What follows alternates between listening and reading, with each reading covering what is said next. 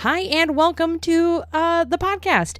For audio listeners, this might be weird to be addressed like this because I am now in video mode. So we're going to try switching things up, seeing how these layouts work.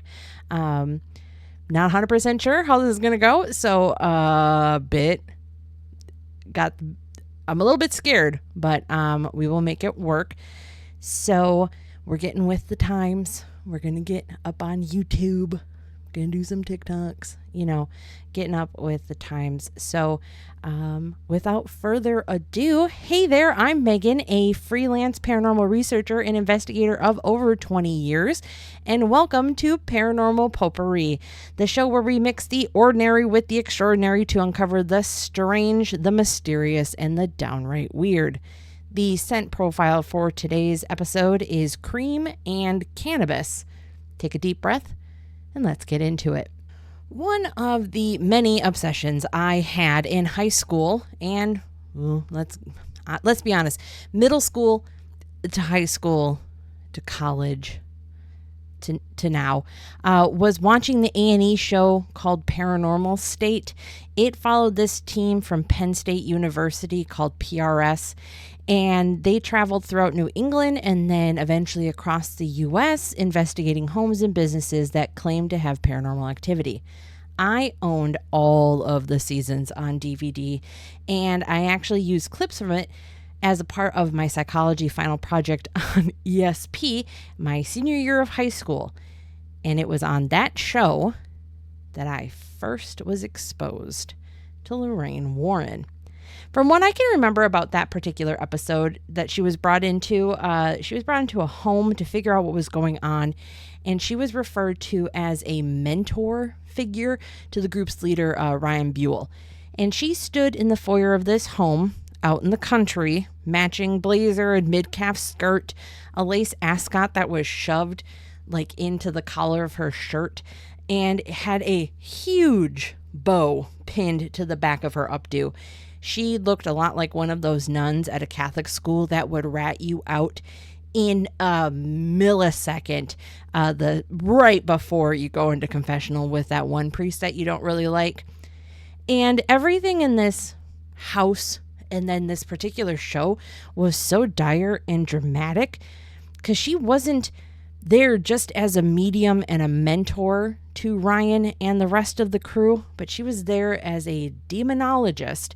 So obviously that's the caliber of hauntings we're dealing with in this 30-minute weekly cable show. This family in their house that was decorated with geese wearing the bows and bonnets, you all know what I'm talking about, right? Is definitely the place to be if you are a minion from hell.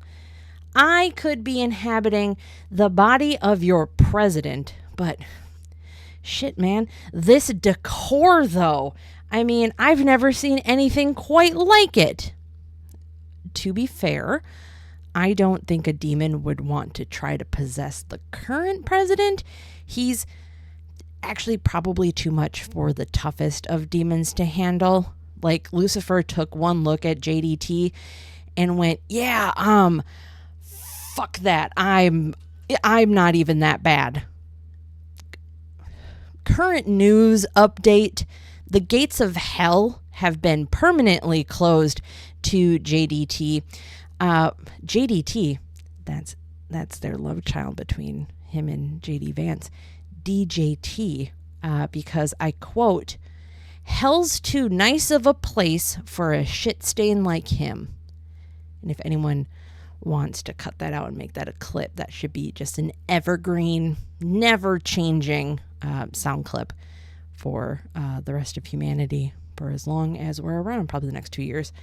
Soon enough, Lorraine was popping up everywhere like a bad case of paranormal herpes, and you couldn't watch a show without her or her husband Ed appearing as experts. It's been a couple of podcast episodes since I've let out some Ed and Lorraine steam, and in honor of this being the 10th episode, I had to do it to them. I imagine am in my finest pastel button-up, freshly buffed loafers. The battle armor has never looked nicer or douchier. The urge to loudly announce, do you know who my dad is just sitting and vibrating in my soul right now. I think I've said it before when I brought the Warrens up. I'm not discrediting them as people. I'm discrediting them as paranormal investigators and as untouchable pillars somehow created in the paranormal community.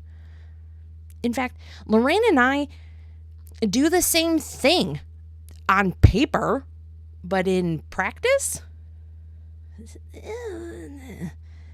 the Warrens are a fascinating couple for a multitude of reasons, and even after both of their deaths, they continue to permeate paranormal and popular culture spheres.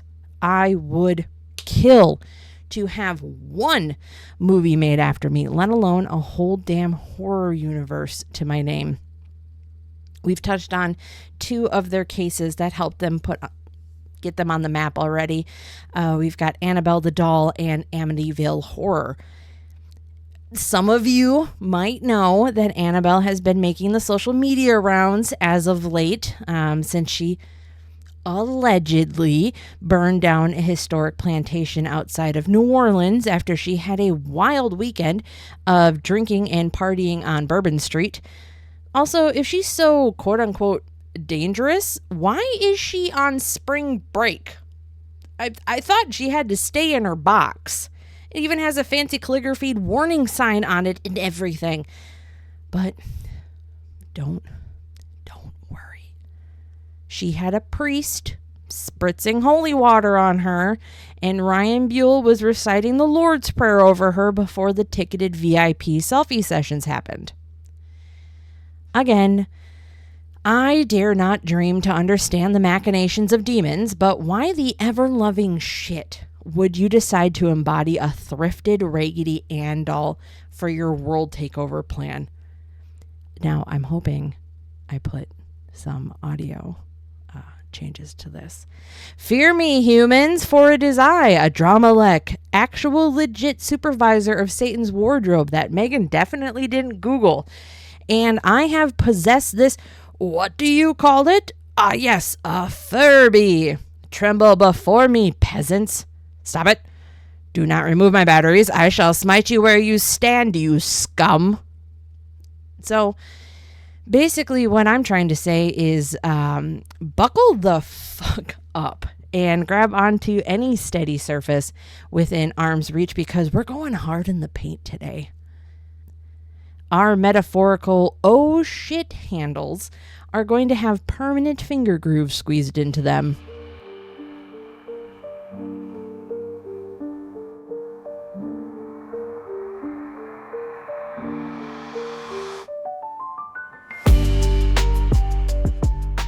There's plenty of information out there about the Warrens cases, but to actually find biographical information about the two themselves, you basically have to sign up on their son-in-law's website as a museum member to gain any sort of access. I think I could find a better use of $5 a month, like burning it or letting the chipmunks who live in the steps of my backyard patio use it for their bedding and toilet. And for all you thinking, why didn't she say she would give it to charity? That's not a funny ha-ha answer. So, this is what I've gleaned from my various Google searches and scrolling about Ed and Lorraine. Forgive me, Lord. I have paraphrased. Ed Warren was born in 1926 and Lorraine in 1927, both growing up near each other in Bridgeport, Connecticut. They married in 1945 and had their only daughter, Judy, in 1951. Ed served in the Navy during World War II and went on to study art at Yale's subsidiary art school, Perry Art School. The Warrens would travel throughout New England, attempting to sell Ed's paintings wherever they could find a buyer. Most of his paintings were inspired by the haunted locations they would make pit stops at along their pandering art route. So that scene from him The Conjuring painting the nun is actually true. Lorraine considered herself a clairvoyant, a light trance medium. We've discussed that before on earlier episodes, and reportedly used her skills to gain deeper insight into the cases they were called to assist on. Ed was a self-taught demonologist and probably a more devout Catholic than the Pope himself. They believed that demonic forces were more likely to possess those who lacked a deeper faith. If Ed's a self-taught demonologist, then I'm a self-taught contortionist. I can shove myself into a small box once. And if you want me to believe the post-credits on the Conjuring films, Ed is the only self-taught demonologist that's recognized by the Vatican. And in 1952, the Warrens established the New England Society for Psychic Research, or NESPR, and NESPR is considered to be the oldest paranormal research organization in the country. According to their records, the Warrens claimed to have investigated over 10,000 cases in their careers. So 1952 to 2006 for Ed is 54 years, and for Lorraine, 67 years. So we do some math. That averages out to a total of 60 and a half years combined of investigating. You break that down, and that goes into a piddly diddly 165 cases a year. You break that down, they're working 2 cases every day. Something smells a little bullshitty around here. Their most prolific cases occurred over a 20-year period, and a majority of them lasted under a year max. Starting off strong in 1970 with Annabelle the doll. We skip ahead to 1971 and meet the Perron family. 1975 has us dealing with George Lutz's horrendous IBS issues. 1977 is an international affair with the Hodgkins in England. We skip ahead to the 80s for the Snedeker family case in 1986, and we ended off strong with a long-standing investigation of the Smurls from 1974 to 1989. When and where they did their other 9,994 cases must be lost to time and obscurity, or aren't interesting enough to add to the Conjuring universe of movies, or CUM for short. And just like the real thing, you thought it would be exciting and fast-paced, full of shocks and surprises, but really, you fall asleep after 10 minutes.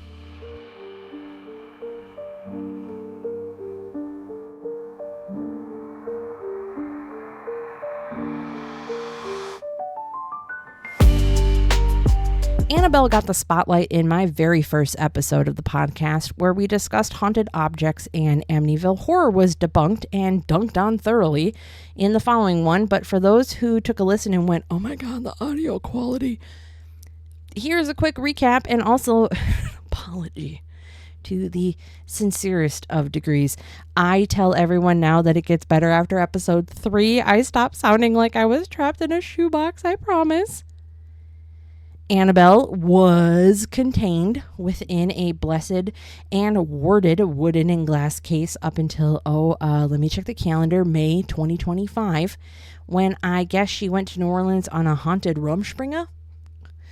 The legit only rule Ed Warren had around Annabelle was that she was to stay in place and not be disturbed because of how wonderfully evil the demon she had within her claimed to be. And I'd trust the self-taught demonologist with that sort of knowledge. His by-mail courses were thorough and intricate in nature, and his certificate of completion was embossed. I have several faults with the story of Annabelle. First and foremost, I'd like to tip my hat to fellow investigator Dustin Perry for this point of contention. If you were a powerful demon bent on world domination, why choose a doll of all things? I'm looking at you, Robert. Yeah, I know you can hear me. Enjoy your sea breeze and all of your key lime treats. The amount of YouTube, I'm going to use this loosely, paranormal investigators that I've seen that have been granted access into the Warrens Occult Museum, which has been closed since, I think, 2020, 2021, that have opened Annabelle's box, even though there's a sign that says, warning, positively do not open, is far too many. And there's not enough tragic headlines surrounding any of their visits, like YouTuber found dead, Annabelle strangled him. As of this episode recording, no one's died in some sort of horrific fashion, but a plantation in Louisiana burnt to the ground a day or two after Annabelle gathered up all of her beads and hurricane glasses and scampered off to her next tour location. But damn, girl, mad respect if you were behind that fire, though. After Annabelle's Rumspringa came to light, a few paranormal researchers in the field brought up a lot of really intriguing points. The Kling brothers argued that if Annabelle was as powerful as everyone claimed, then why was she never investigated once placed in the box? No reputable investigator or investigative group that I've found has garnered a meeting with the doll of nightmares, and once she was placed in the box, all activity of any kind surrounding her ceased. So you're telling me a demon from hell finds sitting in a glass box on a shelf in fucking Connecticut is the dream life? Or was it like oh dang, you got me with these blessed words, Ed? Damn, touche, old friend sort of situation.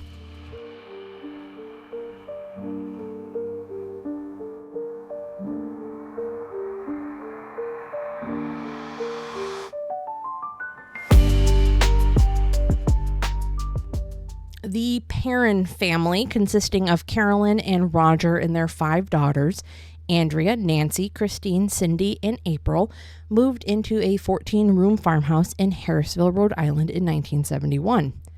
According to the family, activity began almost immediately after they moved in. Caroline noticed a broom would go missing, or it would be moved from one place to the next without any sort of physical interference from the girls.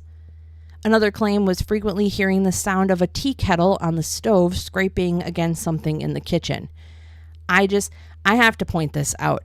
I have heard a lot of strange things in my days as an investigator, but gun to my head, I don't know if I would even be able to fathom a guess as to what that noise sounds like. Piles of dirt would appear in the middle of newly scrubbed floors, and it seemed like the girls started to interact with spirits in the house.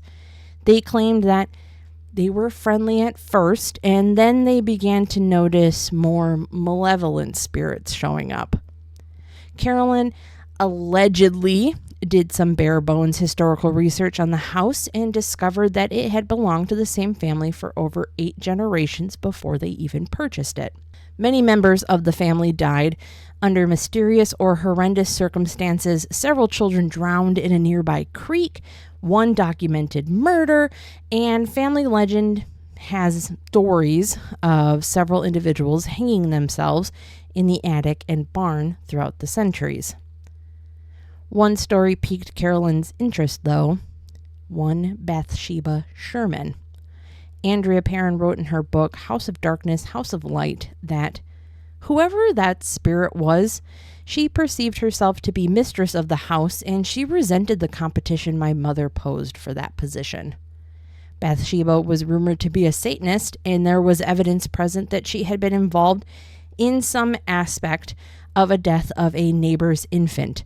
No trial ever took place, but it was enough for the rumor mill to circulate the news back in the 1800s, and gossip by the local watering hole that week was insane. Over the next few months, activity progressed to the point where the parents were experiencing something on the daily.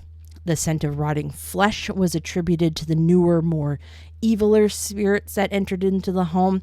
Beds would seemingly rise off the floor. Roger, who was a traveling salesman and was away from the home for a majority of the claims, admitted that he felt a cold, stinking presence behind him in the basement. Their plight made a blip on Ed and Lorraine's radar, and they made the astonishingly short 2-hour and 6-minute road trip to the Perrins and the newly dubbed Conjuring House. For the next 10 odd years, the Warrens would investigate the Perrins' home, their endeavors culminating in a seance that Lorraine insisted on needing to be done to get into contact with the various spirits. During this seance, Caroline became allegedly possessed, began speaking in tongues, and levitated in the chair she was sitting in. Unlike whatever happened in the basement in the movie. I digress. That's a whole different thing. Roger kicked the Warrens out after this seance as he was worried for Caroline's weakening mental health and her overall health instability.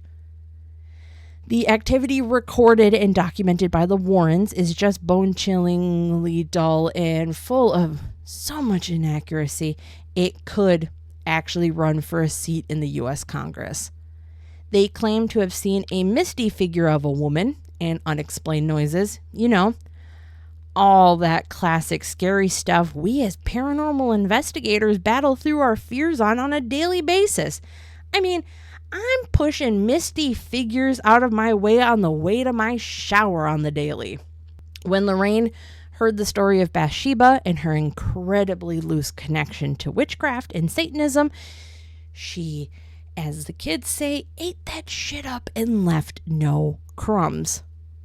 The story went that Bathsheba was watching a neighbor's infant and used a knitting needle to sacrifice the child to satisfy her dark lord.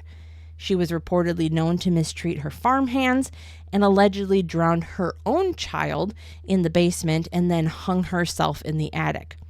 Lorraine equated the darker spirit in the house to be Bathsheba, especially after an incident involving Caroline resting on the couch, and suddenly she felt a piercing pain on her calf. And on further inspection, Caroline found a perfectly round puncture mark. If I had seen that occur, I would have chalked it up to an errant couch spring popping out like a metallic viper, because as we all know, they don't make shit like they used to. Lorraine, however, jumped onto the ever so logical train that it was Bathsheba and her hellish knitting needle, and she was out for Caroline's blood. And if I was an evil ghost, I'd go for the jugular. Not the calf, but you know what? Everyone has a preference. Thankfully, none of that Bathsheba bullshit was actually true. The real Bathsheba Sherman lived nearby on her husband's farm and is buried in a nearby Baptist cemetery in downtown Harrisville. She died in 1885 at the ripe old age of 73 and definitely didn't hang herself or kill her child. The local historian Caroline reportedly spoke to that gave her this information on Bathsheba Sherman, one Mr. McEachern, doesn't exist. There are no records of anyone by that name working or even residing in or near Harrisville at any time. Bathsheba was not a demon, not a child murderer, not a witch, or a devout Satan worshiper. She was a hard-working farmer's wife that raised 3 children with her beloved husband. She was the complete opposite of a Satan worshiper.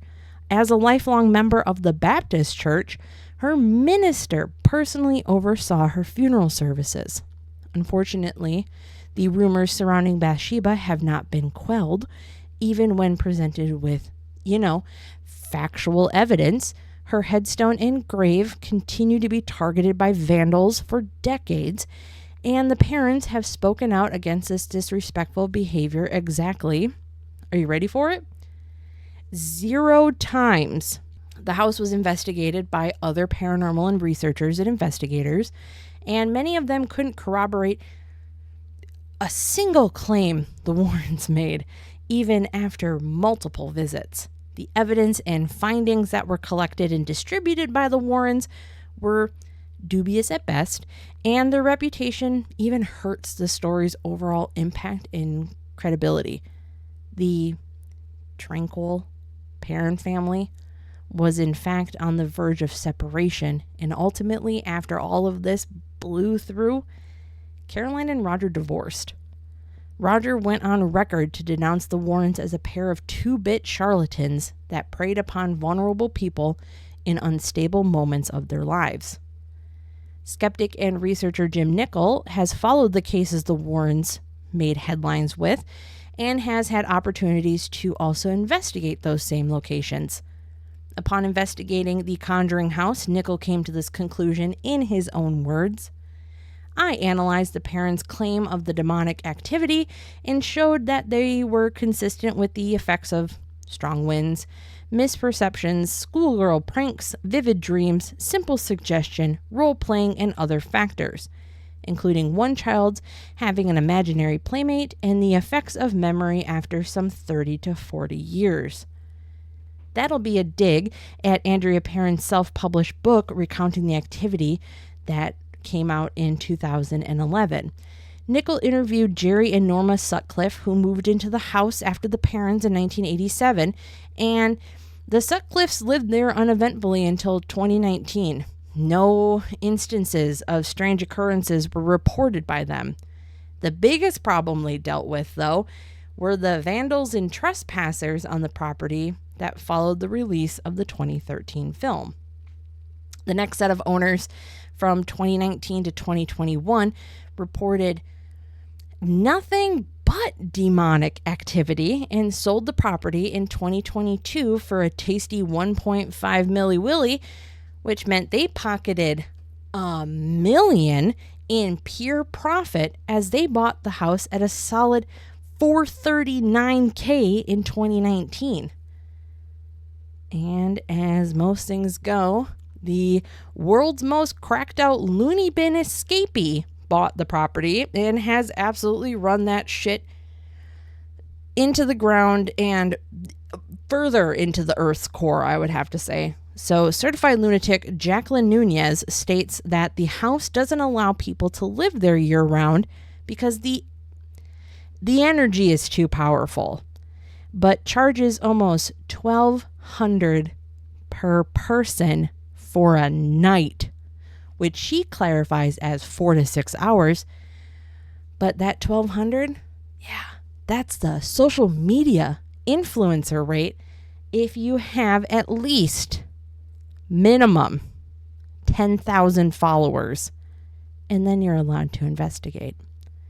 She also has accused Jason Hawes of Ghost Hunters and Taps fame of attempting to assassinate her on several occasions, and she would post the most unhinged rants on Facebook before the Conjuring House page was shut down in 2024. And I was a daily commenter on her posts. I would beg her to get help and to let someone else take over the property. And I honestly sort of miss it, like the chaos of it all. God, it was such a good 3-month run. Oh God, you had to be there. The Conjuring House was always on my paranormal bucket list, but the more and more I've looked into it and honestly all the toxicity surrounding it, it got the chop, and I have zero regrets.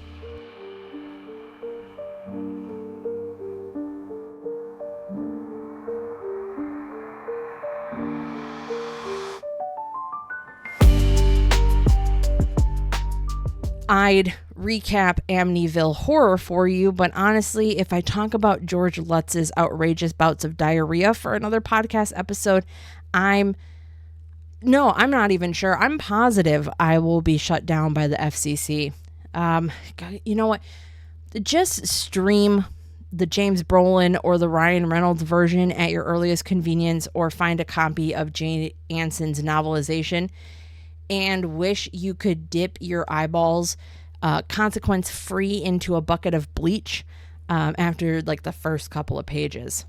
So the Warrens were globetrotters, exploring the most exotic of locations the world has to offer, like, hold on, there's a smudge on my notes here because it says the exotic locations like Brimsdown, Enfield, London, England. That can't be right. Hold on. Google Maps says that they have a McDonald's and a muscle limit gym. Imagine the wondrous sights and sounds. Can you just imagine the thrills and chills you could experience at Sportsfield? A council house located at 284 Green Street in Enfield was the focus of alleged poltergeist activity involving sisters Janet and Margaret Hodgson. Don't come for me about doxing anybody on Green Street. The address is in, I'm not even joking, almost every article that you read about this case. And you can hold on tight to your asses with this tidbit of information. Most of the addresses for the Warrens' cases are readily available online.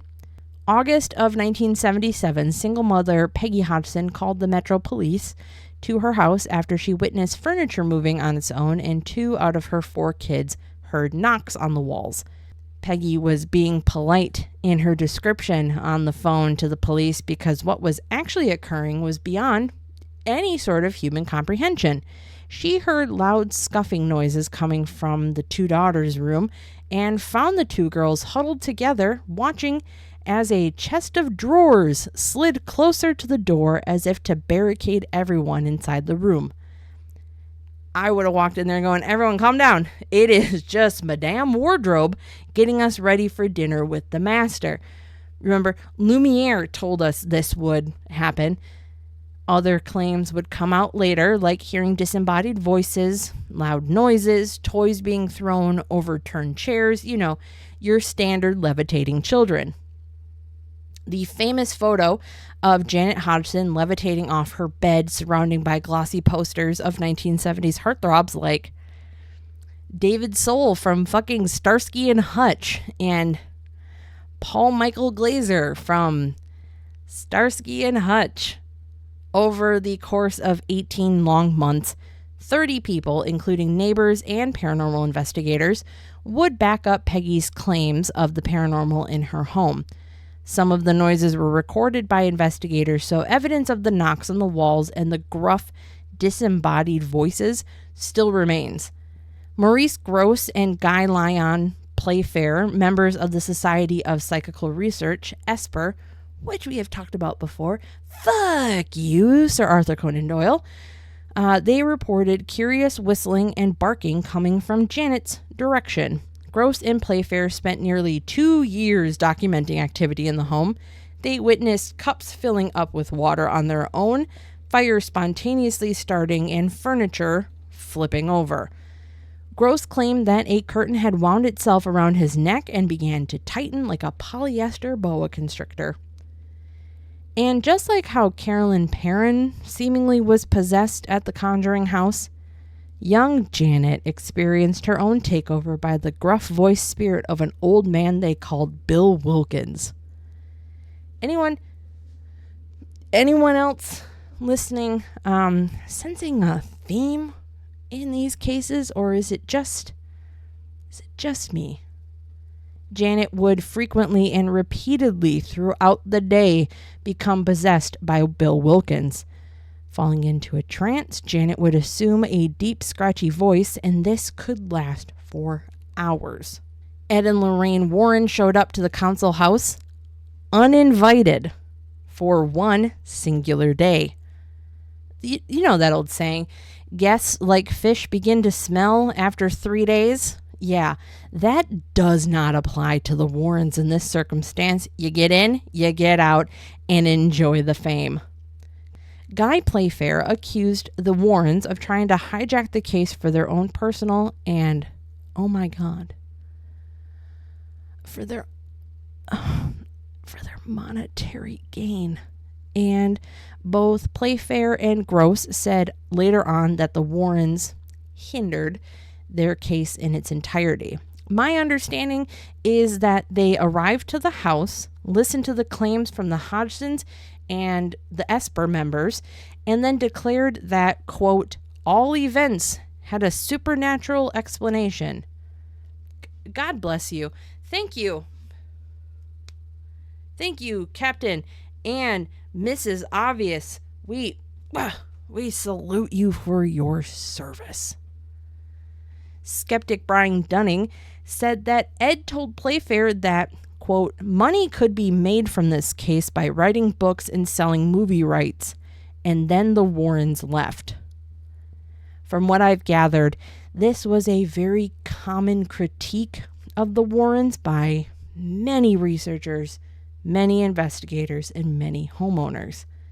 The Amityville horror novel, lovingly interpreted from hours of drunken tape recordings and the use of pure imagination on Jay Anson's behalf, would be published in September of 1977, just, a few short weeks after visiting England.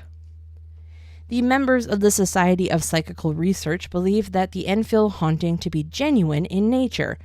Others, from the Committee for Scientific Investigations of Claims of the Paranormal, PSYCOP, which is a great acronym for a team name, they were left unconvinced from their investigations and found evidence of the girls' faking phenomenon for the benefit of journalists and gullible investigators. Janet was found bending spoons by a lone camera set up in an adjoining room, and Gross watched her use the end of a broom handle to knock on a ceiling of a room that had a tape recorder in it. Playfair remarked that when Janet was possessed by Bill, he shared a very similar trait of hers, a habit of suddenly changing the topic mid-sentence.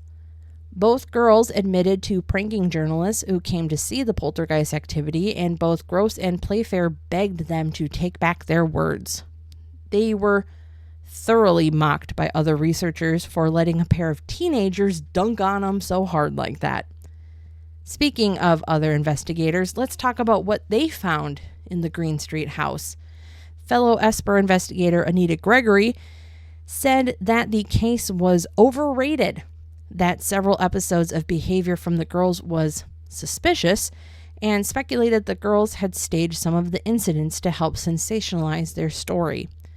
Former president of Esper, John Beloff, investigated and believed that Janet was practicing excellent ventriloquism. Then, an actual ventriloquist, Ray Allen, visited and concluded that Janet's male voices were simple vocal tricks. Milbourne Christopher, an American stage magician who investigated paranormal occurrences, failed to find anything that could be considered remotely paranormal in nature. Quote, the poltergeist was nothing more than the antics of a little girl who wanted to cause trouble and who was very, very clever. We meet skeptic and PSYCOP member Jim Nickel once again. He looked over the findings and criticized them for being overly credulous. The famous or infamous photo of Janet levitating was taken by a remote control camera that was timed to take a picture every 15 seconds. The photographer wasn't in the room at the time that the photo was taken, and Nickel argued that it looked like Janet just used her bed as a launching pad. Nickel also brought up that Ed Warren was notorious for exaggerating and even making up incidents in such cases, often transforming a haunting case into one of demonic possession. In regards to the, quote, demonic spirit known as Bill Wilkins, well, he's real, or was at one time. The BBC produced a show called Hauntings that premiered October of 2024, and the voice of Bill Wilkins was revealed to be an actual person, William Charles Wilkins. He lived at the Enfield house, had gone blind, and suffered a hemorrhage and died in a chair downstairs on June 20th of 1963. This was all confirmed by none other than Wilkins' own son. During a TV interview with BBC Scotland during the height of the activity, both girls were asked the question, how does it feel to be haunted by a poltergeist? Their respective answers shed a whole lot of light on whether or not you want to believe their claims. Janet, it's not haunted. Margaret, in a hushed tone, shut up. Or maybe Ed Warren's opinion on it might change your mind. Those who deal with the supernatural day in and day out know the phenomena are there. There is no doubt about it. And to quote a member of No Doubt, this shit is bananas, bananas.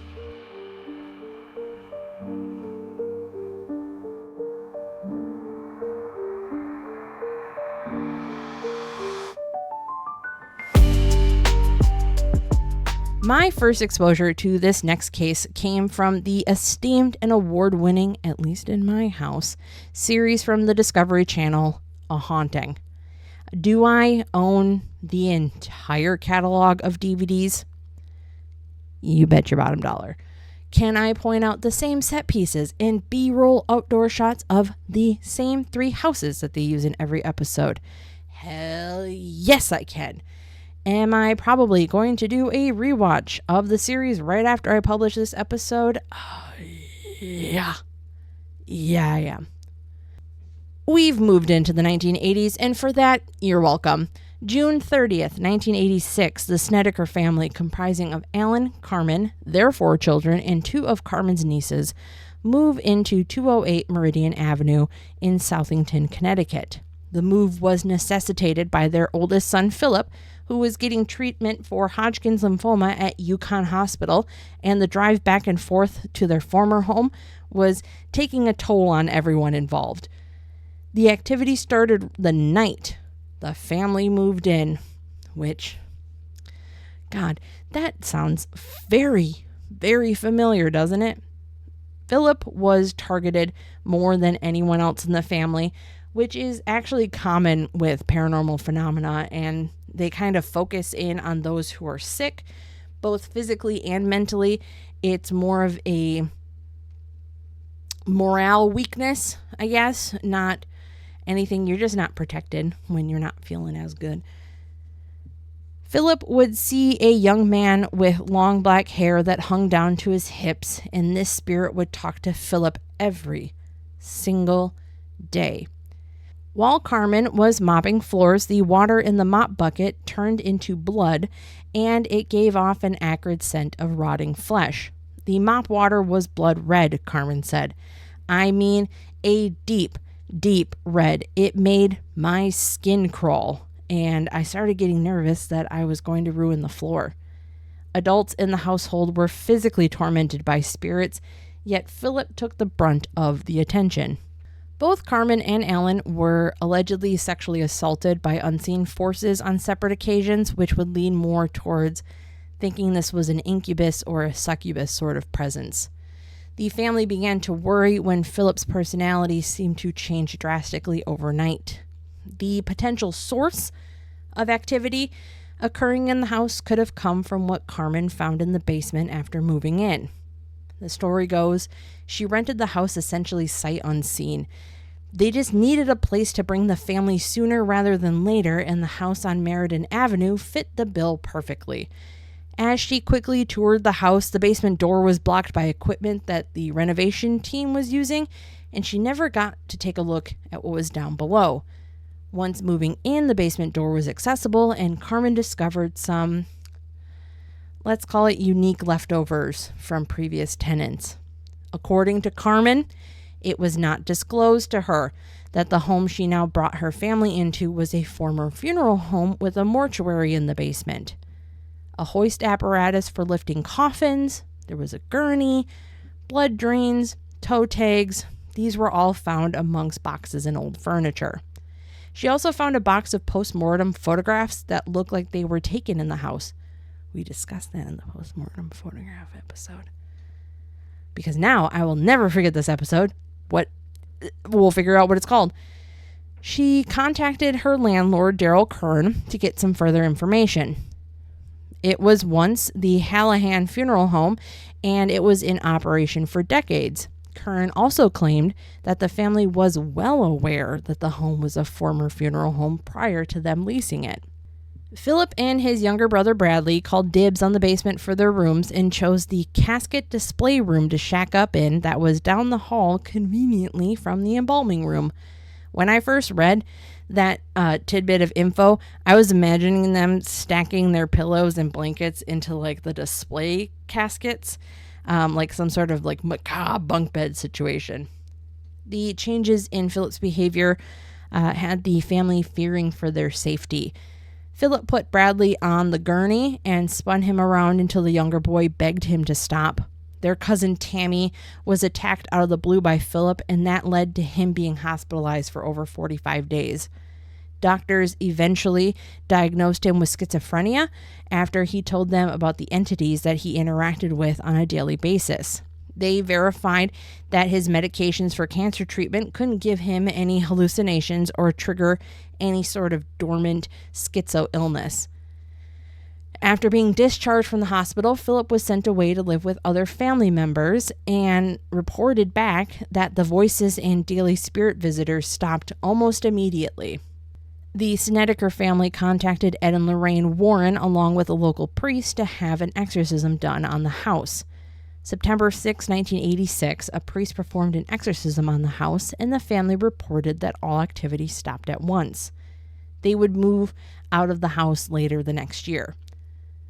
What was the Warrens' official diagnosis of the Snedeker house, aka the haunting in Connecticut?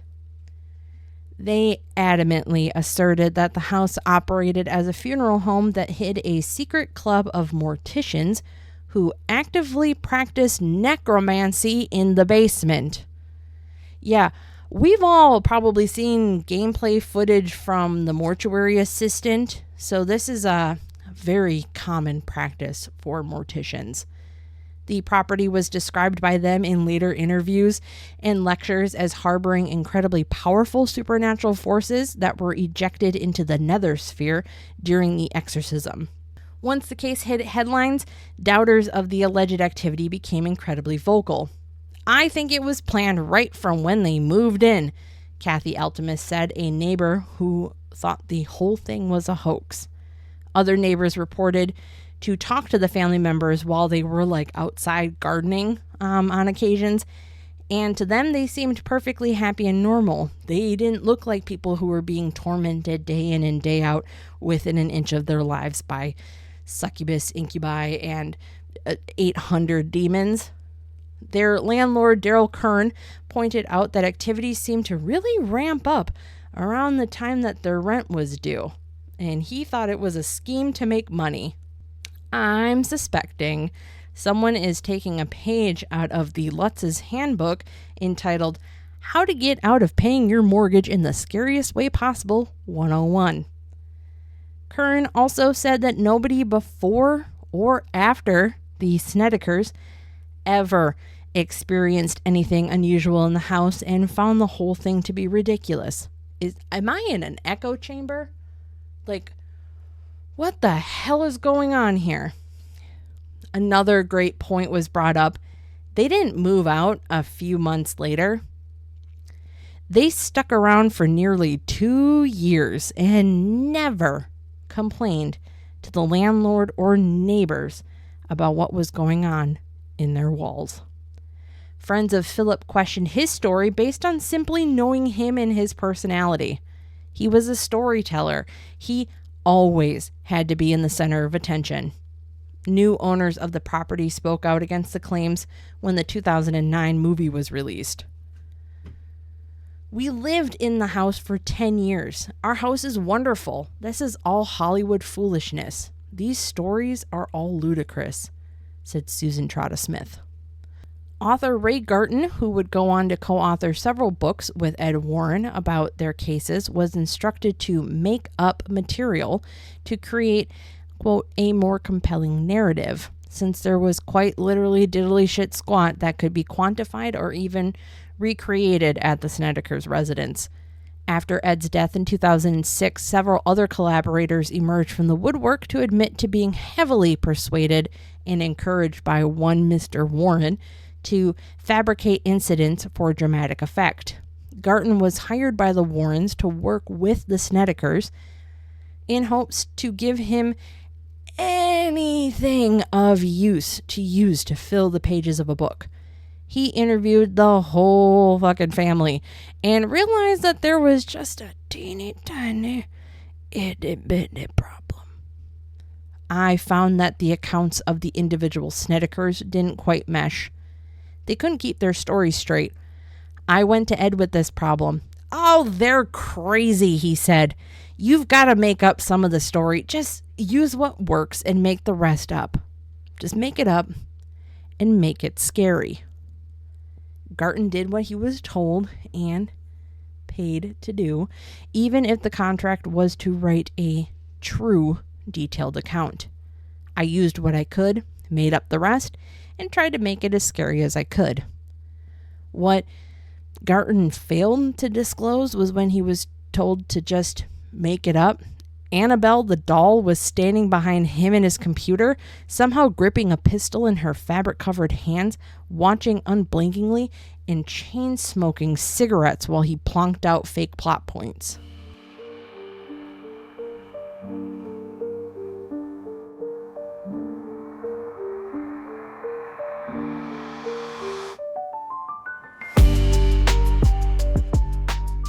The fourth installment of the Conjuring universe of movies we'll talk about. The case the Warrens worked themselves to the bone over the next course of 10 years, and may in fact be the subject of the fourth installment of the Conjuring universe of movies coming to theaters on September 5th, 2025, deals with the Smurl family haunting. Jack and Janet Smurl claim to have cohabitated with a demon between 1974 and 1989 in their home on Chase Street in West Pitton, Pennsylvania. Flood damage to their original home forced the family to move into the duplex on Chase Street.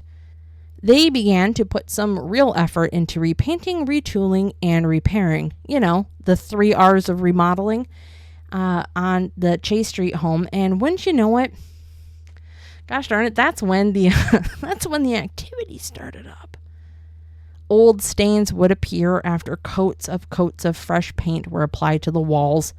Unplugged kitchen appliances would seemingly start on fire. Awful odors would overwhelm everyone in the house, even after a plumber was called out to check for a sewer line leak. Ominous black masses would form out of nothing and just float around.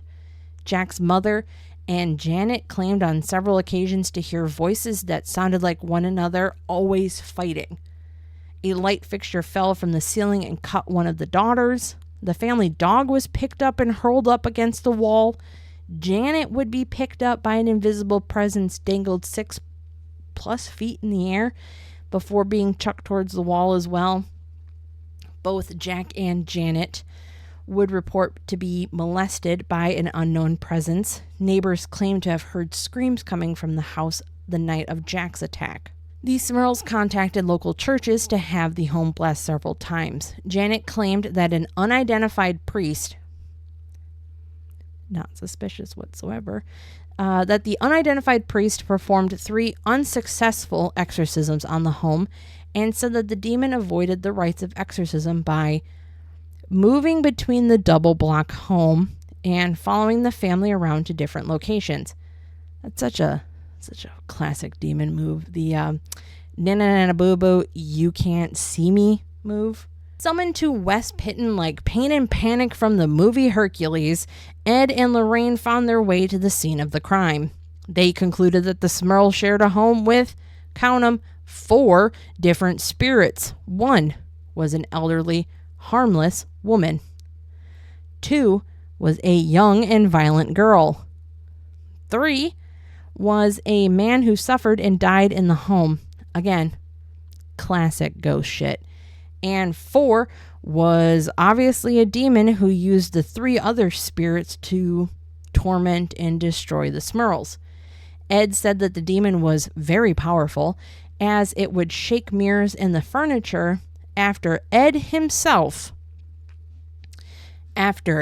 Warren himself persuaded the demon to leave by praying and playing religious music really loud. Lorraine, quick! Oh my God, quick, turn up the volume on Mercy Me's I Can Only Imagine. We can shake this demon loose with the power of Bart Miller's velvety voice. DC Talks Jesus Freak is doing fuck all. So who do we believe in this situation? Ed and Lorraine?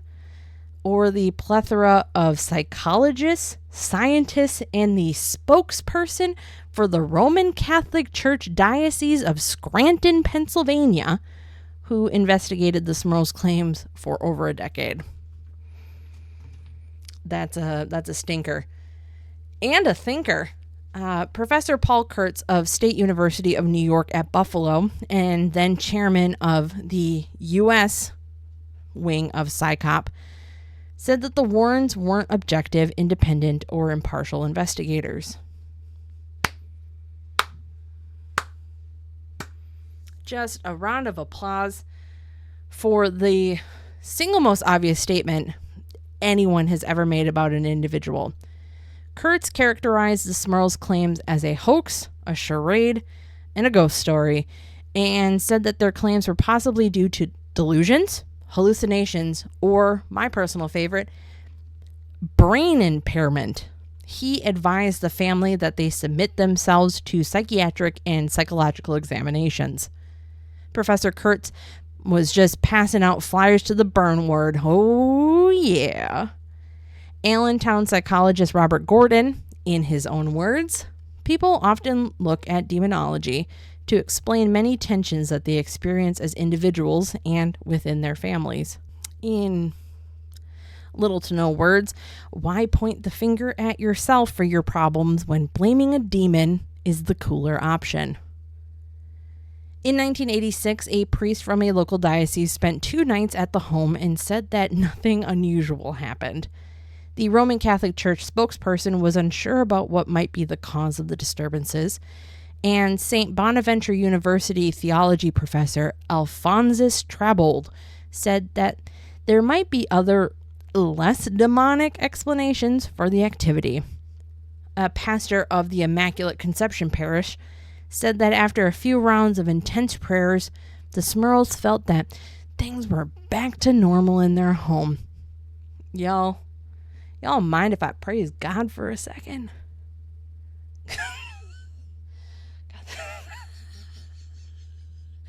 In a very similar fashion to the Lutzes, the Smurls became overwhelmed with all of the media attention that they brought to themselves, and no one else did. No one else told them to let a bunch of journalists and TV reporters into their fucking home.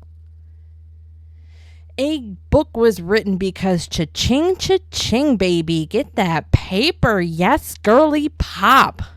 That combined the forces of the Smurls, the Warrens, and local newspaper writer Robert Curran. The book was called The Haunted, and it was widely criticized by its reviewers. So, hey, I've got one right here. Let's see what a reviewer had to say. I hope it's good. Robert Curran forsakes the principles of his trade to give readers a one-sided account of what did or didn't occur over several years in Jack and Janet Smurl's former home.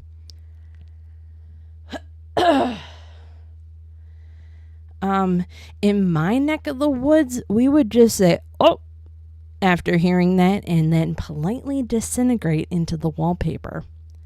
When they moved out in 1987, it was a bit of a media circus. Janet told reporters that they still heard knocking on the walls and saw the occasional shadow in the home, but repairs were done to their former home, and it was ready for them to move back in.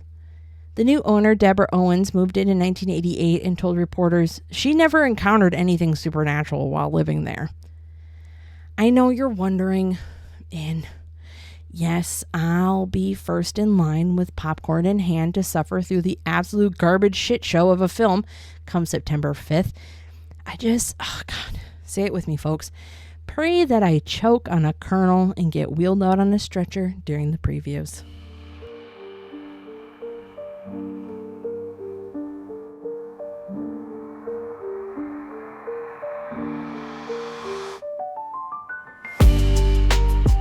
I hope you've picked up on the underlying themes in all of these cases.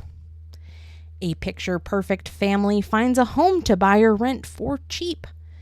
They do a massive upheaval of their lives to move into said home, and suddenly they're under ghostly attacks seemingly out of nowhere. The deeper one peers into the lives and activities of these subjects, you start to notice the cracks in the foundation. The unstable nature of the nuclear family, the down on their luck charm, wears off kind of quick when the bills start piling up. The families either have the means to move out soon, or they act as paranormal martyrs, suffering for the cause for years on end before miraculously evacuating the property and leaving it for the next unsuspecting buyer or owner, which is such a fucking dick move on their part. Fun fact for all you listening, New York, New Jersey, Massachusetts, and Minnesota are the only states that make it mandatory to disclose if a home or property is haunted to any potential buyers. Ed and Lorraine Warren burst onto the scene and declare, "That's not a ghost, it's a demon." And guess what? We've got to use the power of prayer to get rid of them.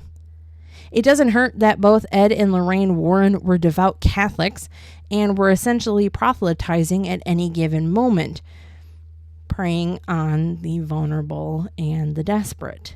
Once you take the blinders off, you'll realize that the Conjuring universe of movies, once again, COME for short, it's basically just a super high quality religious after school PSA that warns you about not being baptized for some reason, and then also chastise you for listening to AC/DC's Hell's Bells or Meatloaf's Bat Outta Hell album on repeat.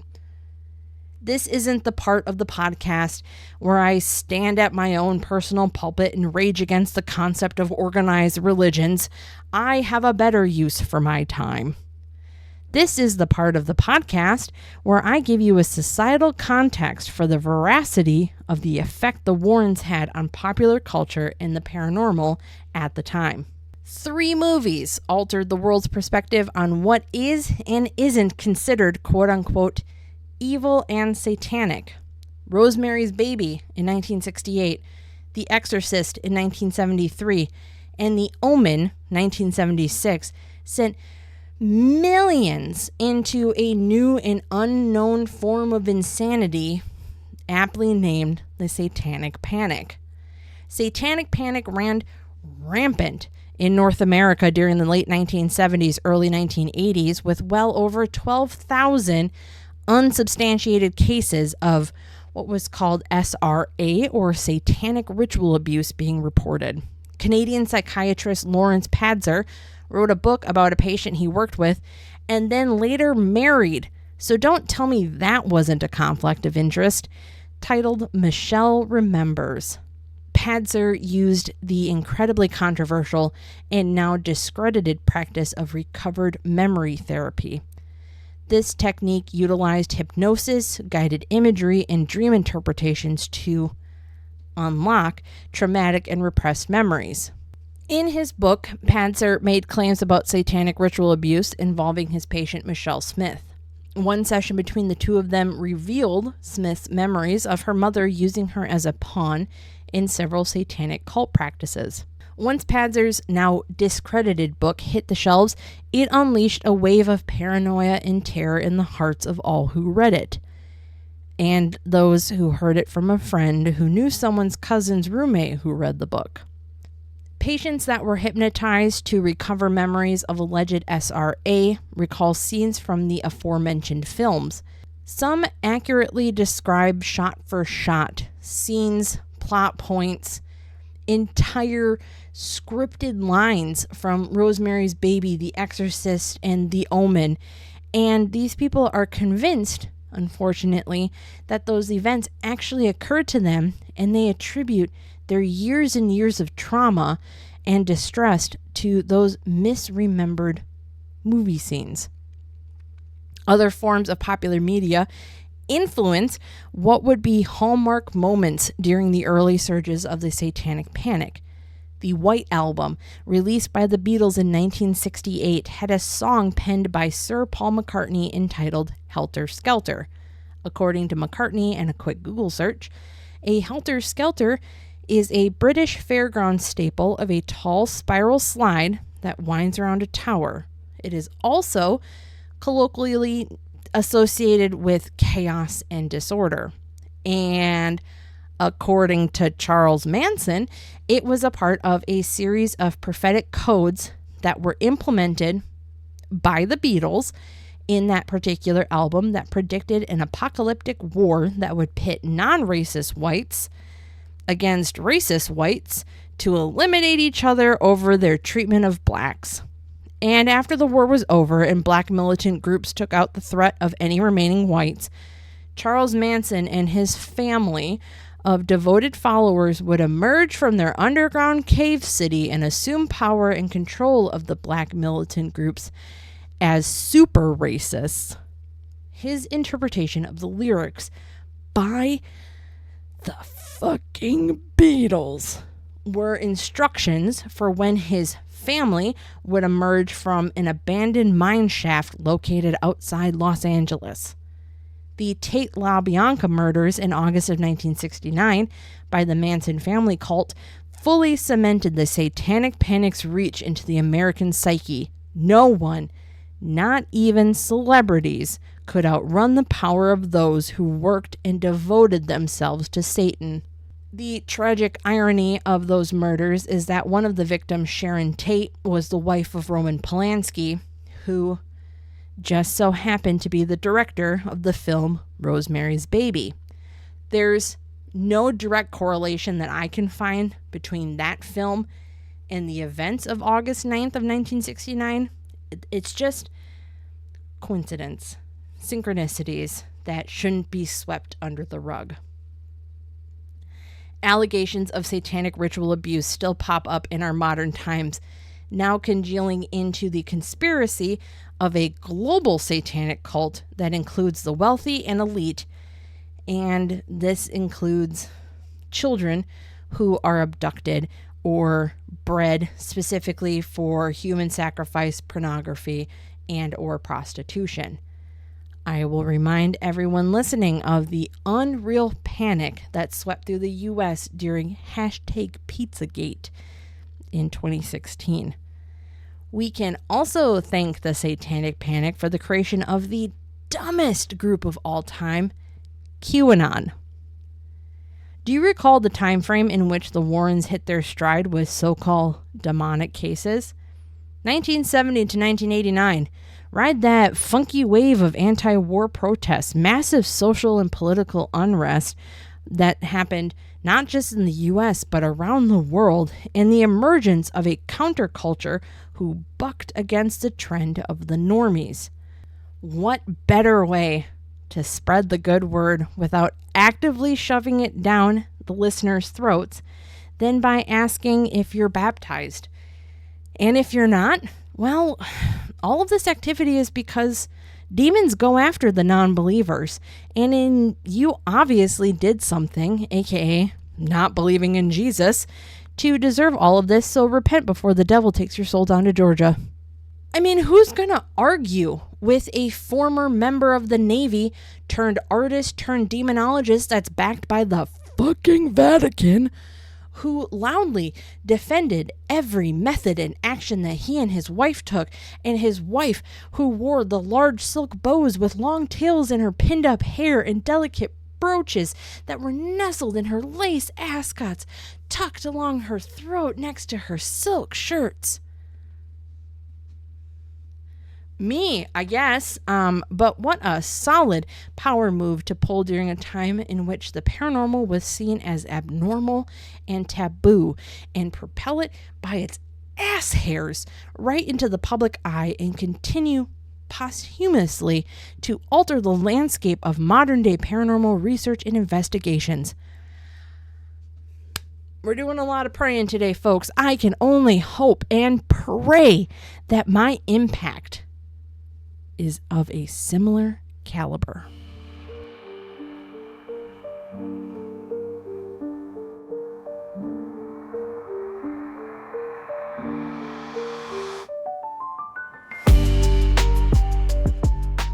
I'll admit it, I was a blind follower of the Warrens for years, and it took me until literally probably this time last year to see through the bullshit curtains that were pulled over my eyes by their reputation in the community.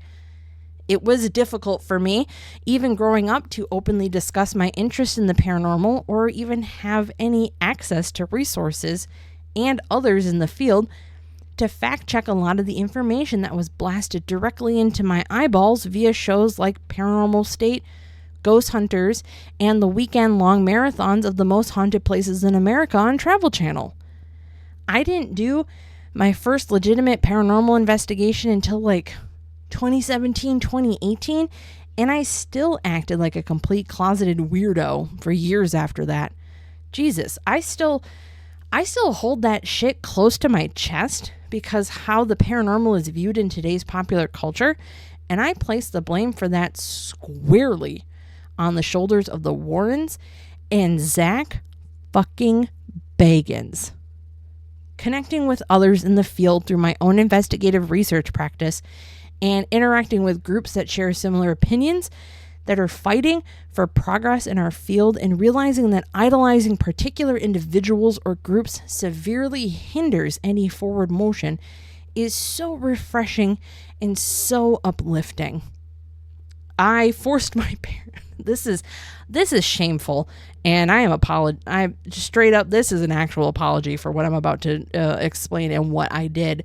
I forced my parents to watch all 3 Conjuring movies a few weekends ago, and goddamn, what a cringe-worthy viewing experience that was. I remembered being scared. Oh my God. Scared out of my mind during the clap and seek scene in the basement, and I was frothing at the mouth to see it again. Well, the times, they are a-changin', aren't they? It was a roast session for the ages, and I poked holes in every claim, every instance of activity, and just realized how easily we're duped when we don't look into the facts behind true stories. Lorraine Warren was invited to the set of 2009's A Haunting in Connecticut and spoke out in interviews that she didn't let the directors take any more dramatic license than necessary to portray the story, except as we found out, it's all made up anyway. The Perron family was invited to share their experiences with the actors and visit the set of the Conjuring movie in 2013, and they also asserted that they gave the director, James Wan, their blessing on the accuracy of events being portrayed in the film. James Wan also directed Insidious, the one film that startled me so bad that I threw the ear of corn I was eating at the TV screen, and wouldn't you know, that starred a very familiar face. I'm looking at you, Patrick Wilson. In an interview from 1997 with the Connecticut Post, Steve Novella and Perry DeAngelis investigated the Warrens for the New England Skeptical Society, or NES. Novella and DeAngelis found them to be pleasant people, that their claims of battling ghosts and demons were seen at best as tellers of meaningless ghost stories and at worst, dangerous frauds. Looking into their work, the journalists found common errors with flash photography, which is a favorite hobby of Ed's, and sensed nothing evil in the hundreds of collected haunted objects. They have a ton of fish stories about evidence that got away. They're not doing good scientific investigation. They have a predetermined conclusion in which they adhere to, literally and religiously. The end of the article did caution that claims like the ones that the Warrens held so tightly to served to reinforce delusions and confuse the public about any sort of legitimate scientific methodologies. I'll wrap this all up with my favorite direct quote from that interview. It's all blarney.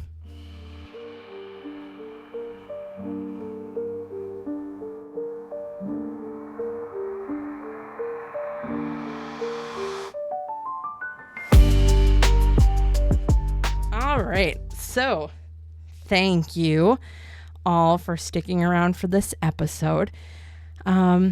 Couple of things. I have a new podcast website. You can find out more information at www.paranormalpotpourri.com. And if you're into the old socials, you can find me on Facebook at Paranormal Potpourri Podcast. I do have a Facebook group if you're in that. Thank you very much. It is called Paranormal Potpourri Podcast Fans. You can join that, or you can join my Facebook page. Any of that is great. I have on all socials and on the Paranormal Potpourri website some places where you can support. I've got a Ko-Fi website. I've mentioned that before. And now I have one called Buy Me a Coffee. These are both set up with commissions. So for a few dollars more, you can submit your idea for a topic that I can cover and let me put my little fairy dust spin on it. And I will fully credit you for the idea, and maybe send you a little sneaky peek before it gets published. I also have both on the alreadyhereinvestigates.com website and paranormalpotpourri.com links to my merch site. I have stickers, I have shirts, I have hats, I have mugs, I have a bunch of stuff. It would be really helpful if you could leave a review to help boost and support the show, either on YouTube, Spotify, Apple Podcasts, Amazon Music, wherever you find your podcast, and more. That would be really great. I want to hear what you have to say about the show. And stick around. If you liked this, a ghost just went up my nose. If you liked this video podcasting, this vlogging, I guess, style, let me know. I've got some ideas and like maybe a better background or something. I don't know. But just let me know what you like. And, yeah, I think that's it. I'll, smell you later.